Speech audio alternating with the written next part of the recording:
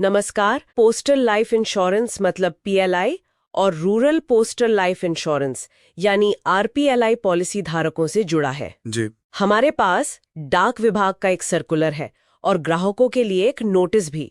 Policy धारकों से अचानक बकाया जीएसटी मांगा जा रहा है। हाँ, और वो भी कई साल पुराना। बिल्कुल।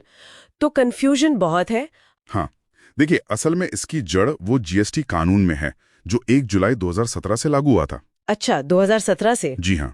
कानून के हिसाब से अगर कोई पॉलिसी का प्रीमियम देर से भरता है तो उस पर एक डिफॉल्ट शुल्क लगता है ना। हाँ, लेट फाइन जैसा। बिल्कुल। तो उस डिफॉल्ट शुल्क पर 18% जीएसटी लगना यह हमेशा से अनिवार्य था। मतलब सीजीएसटी एक्ट 2017 में ये लिखा हुआ है। तो ये कोई नया टैक्स नहीं है? नहीं, बिल्कुल नहीं। ये पहले से मौजूद कानूनी अनिवार्यता थी। प्रॉब्लम टैक्स की नहीं थी, प्रॉब्लम थी उसे वसूलने वाले सिस्टम की। वजह थी सॉफ्टवेयर की लिमिटेशन। जो मैककैमिश सॉफ्टवेयर इस्तेमाल होता है पीएलआई और पीएलआई के लिए। हाँ, सर्कुलर में इसका जिक्र है। हाँ, तो वो सॉफ्टवेयर 14 जून 2025 को जो अपडेट हुआ उससे पहले इस जीएसटी वाले हिस्से को, मतलब डिफॉल्ट शुल्क पर लगने वाले जीएसटी को, वो कलेक्ट ही नहीं कर सकता था। ओह, मतलब उसमें वो फंक्शनैलिटी ही नहीं थी? जी हाँ, बिल्कुल। सिस्टम केपेबल ही नहीं था उसको चार्ज करने के लिए। तो अब जब सिस्टम अपडेट हो गया है 14 जून 2025 के बाद, तो वो पुराना सारा हिसाब किताब एक साथ दिखा रहा है? बिल्कुल।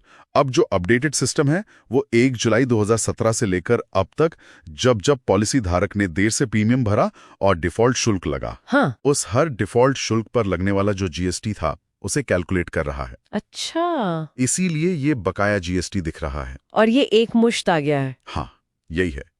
यहीं पर पॉलिसी धारकों को सबसे ज्यादा दिक्कत महसूस हो रही है। ये अचानक से आई हुई एक बड़ी रकम लग रही है जो असल में पिछले कई सालों में धीरे धीरे जुड़नी चाहिए थी। जाहिर है, इससे तो पॉलिसी धारकों में काफी चिंता भी होगी, शिकायतें भी होंगी। विभाग इस पर क्या कह रहा है? उनकी तरफ से क्या जवाब है? देखिए, विभाग ने सर्कुलर में माना है कि शिकायतें आ रही हैं, पर उनका स्टैंड क्लियर है। वो कह रहे हैं कि ये कानूनी रूप से अनिवार्य टैक्स है। अच्छा। इसे वसूलना उनकी बाध्यता है।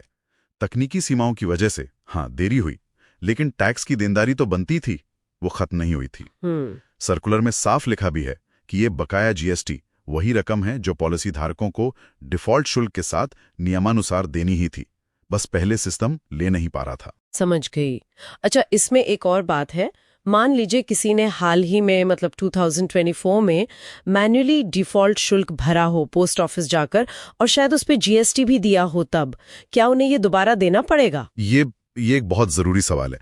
सर्कुलर कहता है कि 1 जनवरी 2024 से अगर किसी ने मैनुअल तरीके से डिफॉल्ट शुल्क के साथ जीएसटी का भुगतान किया है, हाँ, तो उसे सिस्टम में एडजस्ट किया जा सकता है। अच्छा, तो राहत है। हाँ, पर इसमें एक शर्त है। शर्त यह है कि उस भुगतान का डेटा जो तय प्रक्रिया है उसके तहत रिपोर्ट किया गया हो और मुख्यालय या सर्किल ऑफिस ने वो डेटा बैकएंड सिस्टम अपडेट के लिए आगे भेजा हो। मतलब रिकॉर्ड्स का सही होना बहुत जरूरी है। जी हाँ, अगर रिकॉर्ड्स ठीक हैं और डेटा सिस्टम में अपडेट हो गया है तो दोबारा वसूली नहीं होनी चाहिए, लेकिन यह सुनिश्चित करना होगा कि वो मैनुअल पेमेंट सही से लॉग हुई है या नहीं। ठीक है, तो विभाग ये सारी जानकारी पॉलिसी धारकों तक कैसे पहुंचा रहा है? नहीं, सर्कुलर में अधिकारियों को निर्देश भी दिए गए हैं।